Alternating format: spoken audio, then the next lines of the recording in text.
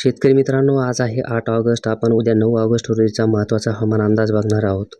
तेव्हा आपण व्हिडिओ शेवटपर्यंत नक्की बघा. एक कमी दाबाचं क्षेत्र जे आहे बंगालच्या उपसागरात बनलेलं, तर ते छत्तीसगडच्या मध्य भागाच्या आसपास या ठिकाणी आहे आणि ते झपाट्याने पश्चिमेकडे सरकण्याची देखील दाट शक्यता असणार आहे.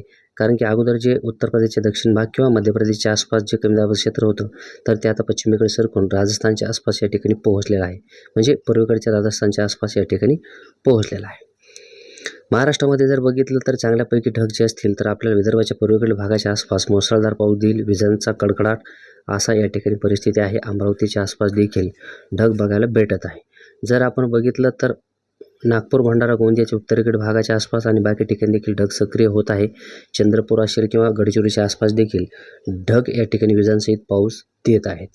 या व्यतिरिक्त एक छोटासा ढग परभणीच्या आसपास आपल्याला बघायला भेटत आहे. मात्र खूप मोठ्या क्षेत्रावरती पाऊस देणार नाही. गावाच्या एखाद्या भागासाठी देण्याची क्षमता त्याच्यामध्ये आहे.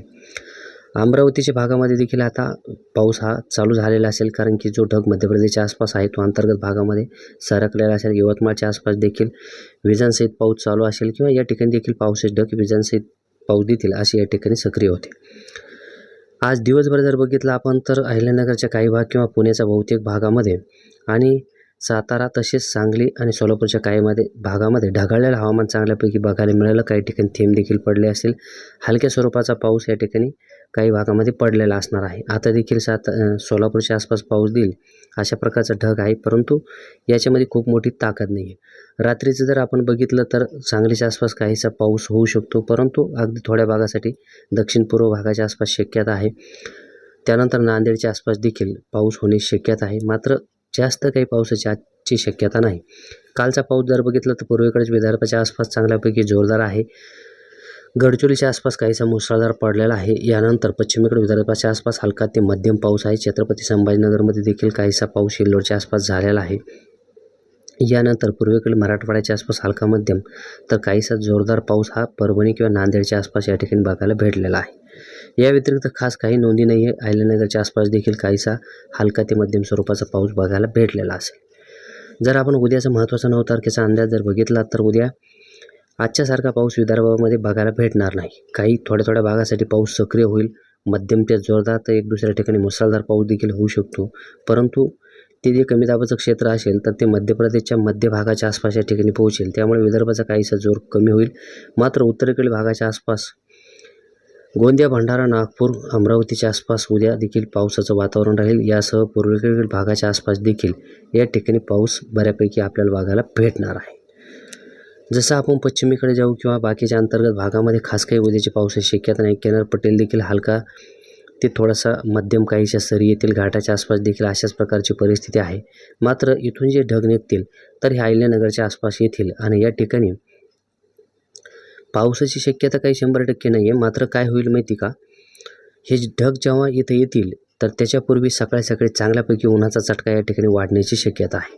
या ठिकाणी ऊन चांगल्यापैकी असेल आणि मग हे ढग काही ठिकाणी पाऊस देऊ शकतात किंवा शेतकरी बांधवांना असं जाणवेल उद्या दुपारच्या वेळेस की आज चांगल्यापैकी पावसाचं वातावरण आहे आणि काही ठिकाणी चांगल्यापैकी ढग देखील काळे ढग किंवा निळ्या प्रकारचे ढग दिसतील आणि शेतकऱ्यांना वाटेल आता पाऊस होतो की काय.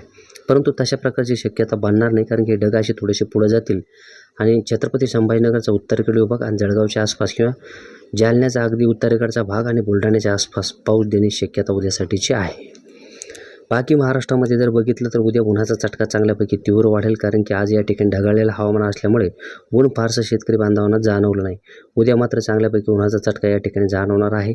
मराठवाड्याच्या देखील बहुतेक भागामध्ये चांगल्यापैकी उन्हाचा चटका असेल. थोडंसं नांदेडच्या आसपास ढगाळलेलं हवामान राहू शकतं. हलका फुलका पाऊस येऊ शकतो, मात्र ऊन चांगल्यापैकीच या ठिकाणी असेल.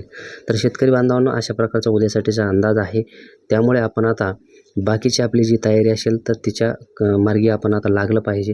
ज्यांच्याकडे पाणी नाही अशा शेतकरी बांधवांनी आता आपल्या पिकांना या ठिकाणी वखराच्या वगैरे पाळ्या देऊन घ्या, कारण की वखराची वगैरे जर आपण या ठिकाणी मशागत केली तर तो एक आंधळाच पाऊस आहे. त्यामुळे पुढच्या वेळेस जेव्हा आता पाऊस येणार आहे तोपर्यंत आपलं पीक या ठिकाणी तग धरेल.